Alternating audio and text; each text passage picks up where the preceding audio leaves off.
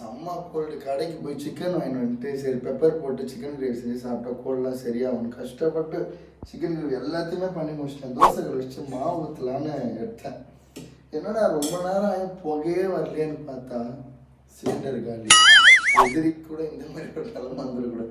முதல்ல தெரிஞ்சுதான் ஹோட்டல்லேயே வாங்கி சாப்பிட்ருப்பேன். சிக்கன் எல்லாம் வேஸ்ட்டாக போச்சு. வேகவும் இல்லை, என்னத்த பண்ணுறதுனே தெரில. இதுக்கெல்லாம் மூட் ஆஃப் பண்ண முடியுமா? கஷ்டத்துலேயும் வைப் பண்ணுறது எப்படின்னு காமிக்குவா வாங்க.